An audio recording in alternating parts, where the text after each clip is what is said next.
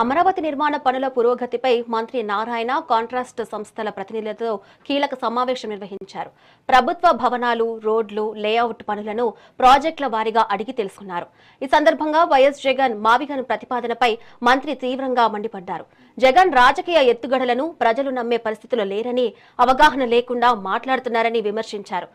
ఎవరెన్ని కుట్రలు పన్నినా అనుకున్న సమయానికి అమరావతి తొలిదశ పనులు పూర్తవుతాయని, ఈ నెలాఖరుకు ఎమ్మెల్సీ ఏఐఎస్ టవర్ల నిర్మాణాన్ని పూర్తి చేస్తామని మంత్రి స్పష్టం చేశారు. వైసీపీ నాయకులు జగన్మోహన్ రెడ్డి గారు ఏం మాట్లాడుతున్నారని తెలియదు. మావిగన్ అసలు మావిగన్ అనేది అసలు నవ్వుతున్నారు అందరూ. ఎందుకంటే మొన్నటిదాకేమో 3 క్యాపిటల్స్ విశాఖపట్నం అని, కర్నూలు అని, అమరావతి అన్నాడు. అది పోయింది. ఇప్పుడు వచ్చేళ్ళక మావిగన్ ఎన్ని రాజకీయ ఎత్తుగాళ్ళు. ప్రజలు నమ్మేవాళ్ళుగా లేరండి.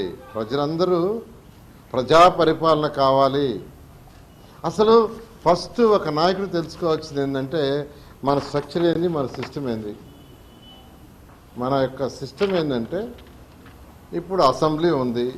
ప్రజల చేత ఎన్నుకోబడిన నాయకులందరూ వాళ్ళందరూ అసెంబ్లీలో ప్రజలకు సంబంధించిన చట్టాలు చేస్తారు. ఆ చట్టాలను ఇంప్లిమెంట్ చేసేది ఎగ్జిక్యూషన్ అధికారులు. ఆ అధికారులు సరిగా చేస్తారో లేదని చూసే ప్రాపర్ జడ్జిమెంట్స్ ఇచ్చేది జ్యుడిషియల్. ఈ 3 వ్యవస్థలు ఉంటాయి. ఈ 3 వ్యవస్థలు ఒక దగ్గర ఉంటే ప్రజలకు పరిపాలన సులువు.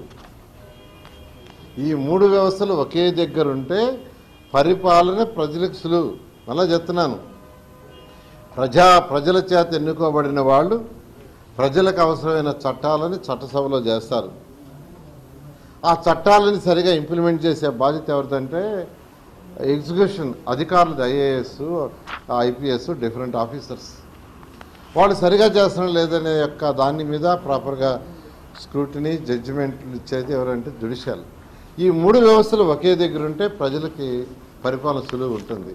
అసలు ఒక దగ్గర జ్యుడిషియల్ అన్నారు, ఒక దగ్గర వచ్చి అసెంబ్లీ అన్నారు, ఒక దగ్గర వచ్చి ఎగ్జిక్యూషన్. అంటే